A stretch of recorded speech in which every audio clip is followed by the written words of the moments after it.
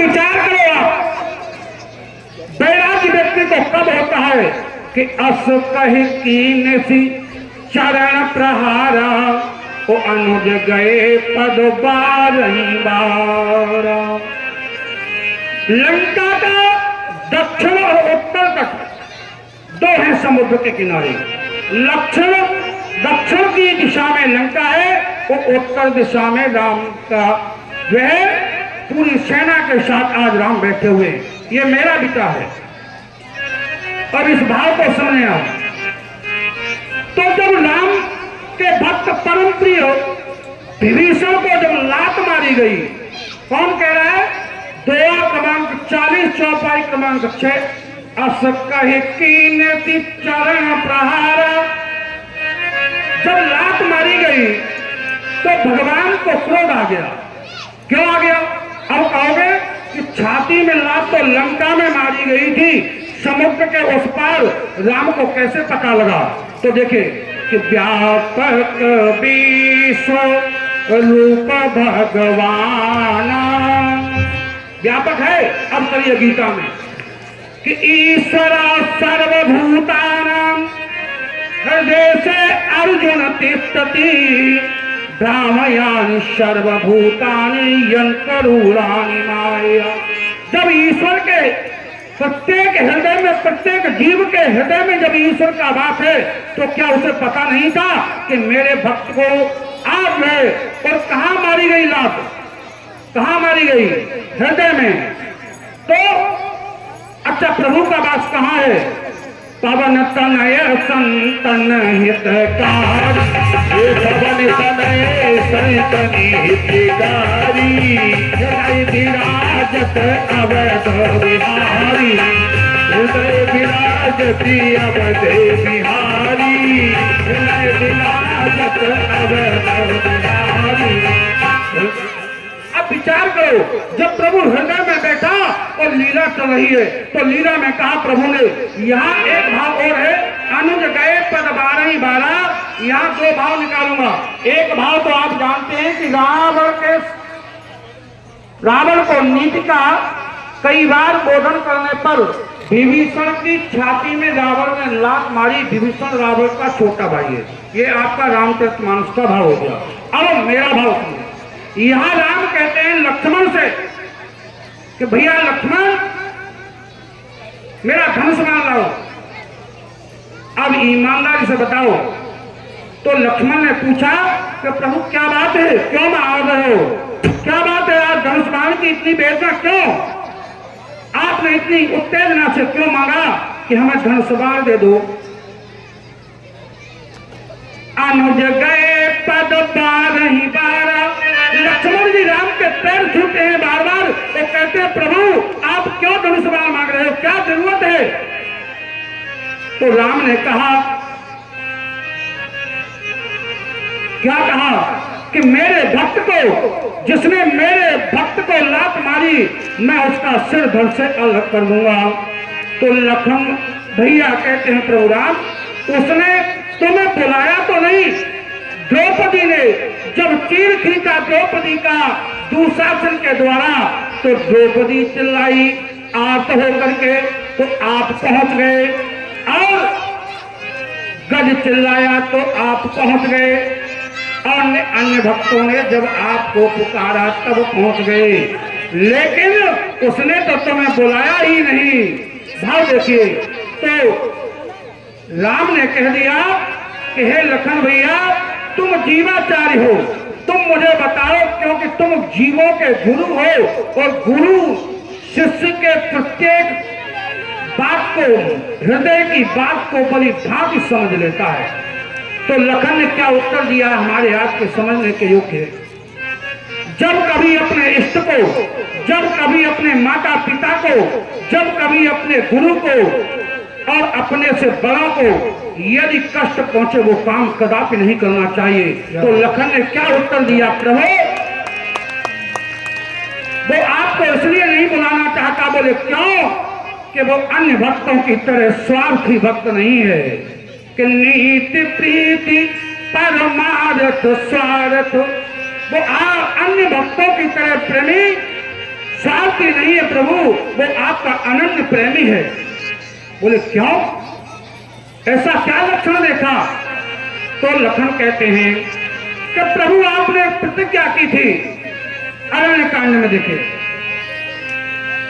निश्चरहीन मही करो और भुज उठाय प्रण कीन, उस सकल मुनि के आश्रम जाय जाय सुख दीन। आपने प्रतिज्ञा की है कि मैं नगर में, पुर में, बास में कहीं नहीं जाऊंगा। तो जब आप नगर में नहीं जाओगे तो लंका तो नगर है, तो आपकी प्रतिज्ञा टूट जाएगी प्रभु। और ऐसा भक्त आपको नहीं मिलेगा जो प्रभु की प्रतिज्ञा को तोड़ करके अपना स्वार्थ सिद्ध कर ले। ऐसा भक्त कोई नहीं है प्रभु। वो आपकी प्रतिज्ञा को अटल रखना चाहता है, आपके प्रेम में वो अपने सिर को भी कटा दे, अपने टुकड़े भी करा ले, तब भी कोई दिक्कत नहीं उसको। वह अनन्य प्रेमी है, वह है विभीषण। अब विचार करिए आप, जब विभीषण और माल्यवान, संक्षिप्त में कहते हुए चलते हैं, दोनों उत्तर तट पे आते हैं प्रभु राम जी से मिलने के लिए। थोड़ा भाव देखिए, तो क्या आवा मिलन दशानन भ्राता। आज कहा कि दशानन का भाई आया है मिलने के लिए। जब सुग्रीव ने यह कहा कि आया मिलन दशानन भाई, तो भाई की जो उपमा दी तो दशानन कह दिया। तो प्रभु राम ने कितना अच्छा उत्तर दिया, कहा है सुग्रीव वह केवल तो केवल दशानन का भाई है, उसका बड़ा भाई यदि दशानन है तो मेरा छोटा भाई सहस्त्रानन है। शेष सहस्त्र शीस जग का,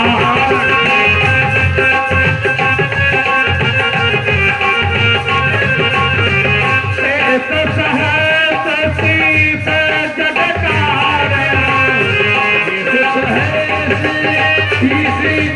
कारण, सो अवसरे ओ भूमि भय कारण, सो अवसरे ओ भूमि भय तारणी, सो अवसरे ओ भूमि भय तारणी। यदि उसका भाई दशानन है तो हमारा भाई सहस्त्रानन है, इसलिए भयभीत होने की कोई जरूरत नहीं है। अब कहा कहीं ऐसा तो नहीं है कि यह भेद लेने आया हो। तो भगवान ने कह दिया हमारे पास कोई भेद है ही नहीं, सकल भेद रहित हैं, हमारे पास कोई भेद नहीं। तो राम ने हनुमान जी से पूछा, क्यों हनुमान जी विभीषण को शरण में लिया जाए? तो हनुमान जी ने कहा क्यों नहीं प्रभु, विभीषण को अवश्य शरण में लिया जाए। अच्छा बुला के कौन आया था विभीषण को? मैं तुम्हें पिता के दर्शन करा दूंगा, क्योंकि यही है प्रभु की प्रेरणा। यदि संत के द्वारा भक्ति मिलती है तो भक्ति के द्वारा भगवान मिलते हैं। ध्यान देना इस बात को। आज संत के द्वारा भक्ति का दर्शन हुआ और भक्ति के द्वारा आज भगवान का भक्त को दर्शन होता है। अब विचार करो, जैसे ही विभीषण को शरण की ओर लाने के लिए कहा तो कह दिया कि ये तो प्रभु टेढ़ा हो सकता है। तो हनुमान जी ने कह दिया कि प्रभु को टेढ़ों से तो लगाव है, क्योंकि परशुराम ने लखन को टेढ़ा कहा, भगवान का धनुष भी टेढ़ा है और एक टेढ़ा और बना रहे तो क्या दिक्कत है?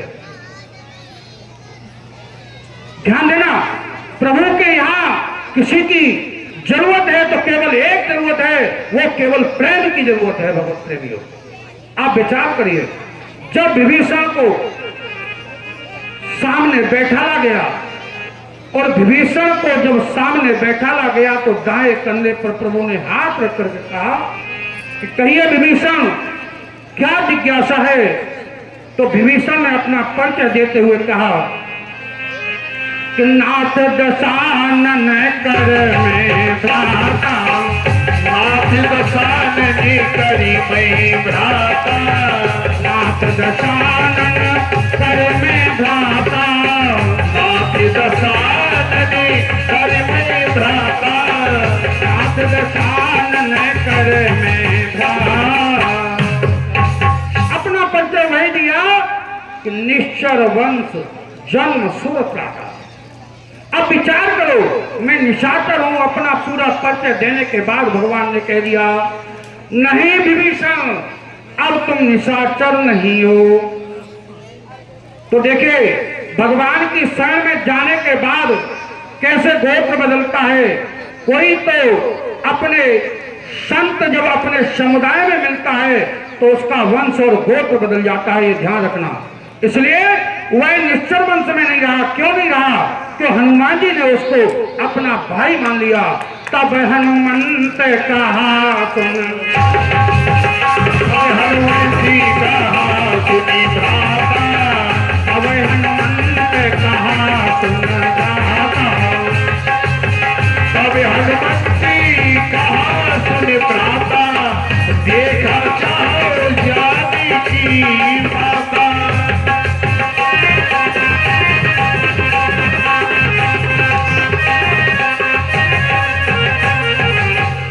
भगवान ने कितना अच्छा आज सभा में बैठ करके उत्तर दिया। कहा, जब तुम्हें हमारे परम प्रिय शिष्य ने, मैंने कहा था एक दिन आपसे तीसरे दिन कहा था कि यदि प्रिय, अति प्रिय, अतिशय प्रिय, प्राण प्रिय और परम प्रिय, आपको भाई किसने माना?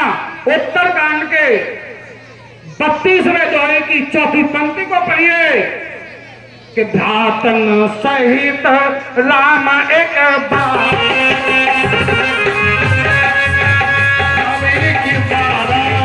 भ्रातन सहित राम एक बारा, भ्रातन सहित राम एक बार, सहित राम एक बारा, संग परम प्रिय पवन कुमार, ओ संग परम प्रिय पवन कुमारा, संग परम प्रिय पवन कुमारा। भगवान ने कहा, हे विभीषण, जब तुमको हमारे परम प्रिय भक्त ने अपना भाई बना लिया तो तुम्हारा निश्चल वंश नहीं, अब तो दिनकर वंश हो गया। अब आपका दिनकर वंश हो गया भगवत प्रेमियों। और इतना ही नहीं, भगवान ने लखन के द्वारा समुद्र का जल मंगा करके और आज लंका का लंकाधिपति घोषित कर दिया। ऐसे प्रभु राम है, ऐसे मेरे नाम को और रीज बजे चाहे खीर, और भूमि परे पे जाम है सो उल्टा सीधो बीजो। इसलिए हे भगवत प्रेमियों, आप इस बात को ध्यान दो कि आप केवल मैं एक ही बात कहूंगा, दो चीजों को मेरी आप यदि जीवन में धारण कर लेते हो तो मैं ये फिर चैलेंज करता हूं कि आपके घर में सुख शांति और समृद्धि ऐसे बैठ जाएगी आसन लगा के कि उसे आप भगा भी नहीं सकते। केवल दो चीजें मांग लो जो आप 5 दिन से सुन रहे हो, केवल 5 मिनट में आपको बता देता हूं। दो चीजें मानना है आपको। क्या? कि माँ तो पिता गुरु हरि की बाणी, ओ बिना ही विचार करिए सुख जाने। मात पिता गुरु ना वही माँ का, ओ प्रात काल उठ कहे रघुनाथ। भावार्थ समझ लीजिए कि जो अपने से बड़े बूढ़ों बुजुर्गों का आदर और सम्मान करता है और इतना करने के बाद फिर क्या करता है, एक काम तो ये हो गया, दूसरा काम देखिए। ये रामचरित मानस का, अब भागवत से यही श्लोक देखिए, भागवत के महात्म्य के चौथे अध्याय का 81वां श्लोक कि सेवस्य साधु पुरुषं काम कृष्णा। यदि आप निष्काम भाव से बड़े और बूढ़ों की सेवा करते हैं तो आपके यहाँ क्या होगा, सुख शांति और समृद्धि आ जाएगी। अब दूसरा काम देखिए, दूसरा काम है केवल आप अपने क्रिया पैरों से हाथों से जो भी करना हो करिए।